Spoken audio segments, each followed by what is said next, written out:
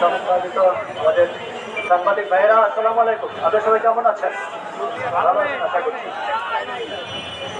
দেখুন, এটা হচ্ছে প্রেস ক্লাব। আমরা এখানে নিউজ সংগ্রহের জন্য আসি। সারা বাংলাদেশ থেকে যত ভুক্তভোগী, যত দুঃখ দুর্দশা কষ্ট, সেটা বলার জন্য প্রেস ক্লাবে আসে। আজকে আমাদের অত্যন্ত দুর্ভাগ্য, যেখানে সাংবাদিকরা এসেছি আমাদের দাবি নিয়ে। আমি ঠিক জানি না এটা শেষ কোথায়, আর আমাদের আর শেষ পর্যন্ত কতদূর যেতে হবে। আমরা সারা বাংলাদেশের আন্দোলনের খবর প্রচার করি, আর আমাদের বলে এখন নিজেদেরই আন্দোলনে নামার সময় হয়েছে। আমাকে অনেকে জিজ্ঞেস করে যে ভাই, ভালো সাংবাদিক হলে কি করতে হবে? আমি তাদেরকে বলি যে ভালো সাংবাদিক বাংলাদেশে হয়েও না। কারণ বাংলাদেশে ভালো সাংবাদিকের পরিণতি হয় দুইটা। এক নম্বর হচ্ছে যে কোনো মুহূর্তে দিনে বা রাতে তুমি গুম হয়ে যাবা, তোমার পরিবার জানবেও না যে তুমি কিভাবে খুন হলা।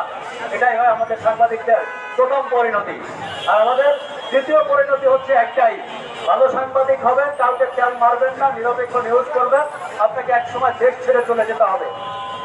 আমাদের এই সাংবাদিকের শেষ ঠিকানা এই দুটাই, হয় আমাদেরকে মরে যেতে হবে এই দেশে, না হয় দেশ ছেড়ে চলে যেতে হবে।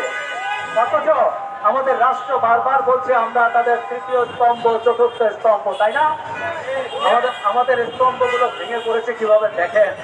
আমি আজকে খুব আফসোস করে বলেছি, আপনারাও লিখে রাখেন, সকল মিডিয়া সাক্ষী থাকেন, আমি আলী আসগর ইমন বলে গেলাম, এদেশে ভালো সাংবাদিক জন্মাবে না, যুগের পর যুগেও জন্মাবে না। কারণ আমরা ভালো সাংবাদিককে ভালো পরিবেশ দিতে পারছি না। আমরা যদি পরিবেশ দিতে না পারি, আমরা যদি লালন পালন করতে না পারি, তাহলে এই দেশে যুগের পর যুগ চলে যাবে, ভালো সাংবাদিক জন্মাবে না। আর যারা ভালো সাংবাদিক হবে তারা হয় এভাবে খুন হবে নৃশংসভাবে, রাস্তায় করে থাকবে, অথবা দেশ ছেড়ে পালিয়ে যেতে বাধ্য হবে। ইতিপূর্বে যেমনটা হয়েছে। আমাদের কোনো সরকারের প্রতি আস্থা ছিল না, কিন্তু আমরা অন্তত এই সরকারের উপরে কিছুটা হলেও আমরা সাংবাদিকরা আস্থা রেখেছিলাম।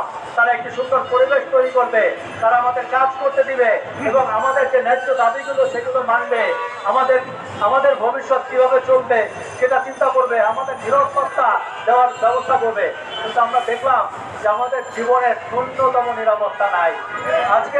আজকে আমার পরিবার চিন্তা করে যে আমি ঠিকমতো রাতে বাসায় ফিরতে পারবো কিনা। আজকে আমার বন্ধু বান্ধব সবাই ফোন করে খবর নেয় তুমি রাত্রে বাসায় ফিরতে পারছো কিনা। আজকে আমাকে নিয়ে সবাই ফেসবুকে পোস্ট দেয়, ভাই আপনি ঠিক আছেন তো, আপনাকে তুলে নিয়ে যায় না তো, আপনারা বাইরে ফেলায় না তো, আমরা দুশ্চিন্তায় আছি। আরে ভাই, এই যদি দেশের অবস্থা হয়, এই সাংবাদিকতা আমরা কেন করবো? আমাদের ইয়াং সমাজ, আমাদের সন্তানরা কেন সাংবাদিকতা পেশায় আসবে? অন্য কোনো পেশায় যাও। আমি ঢাকা বিশ্ববিদ্যালয়ে পড়াশোনা করেছি, আমি তো চাইলে যে কোনো একটা কর্মকর্তা হতে পারতাম, সরকারি চাকরি করতে পারতাম, ঘুষ খেতে পারতাম, তেল মারতে পারতাম। আমি সাংবাদিকতা এসে দেখেন নিজের জীবনটা হুমকির মধ্যে ফেলেছি। সকাল বিকাল দুইবার করে তিনবার করে আমাকে শুনতে হয় যে কোনো মুহূর্তে আমাকে তুলে নিয়ে যাওয়া হবে, আমাকে মেরে ফেলা হবে। কই, রাষ্ট্র তো আমার খোঁজ দিচ্ছে না। আমি রাষ্ট্রের জন্য কাজ করছি, রাষ্ট্র তো আমাকে নিরাপত্তা দিচ্ছে না। আমি জানতে চাই যে এর শেষ কোথায়, এর শেষ আমরা দেখতে চাই। আমরা পাশাপাশি একটা কথা বলতে চাই, তোমরা যারা মনে করছো সাংবাদিককে খুন করলে, সাংবাদিককে মেরে ফেললে তারা থেমে যাবে, তারা বোকার রাজ্যে বসবাস করো।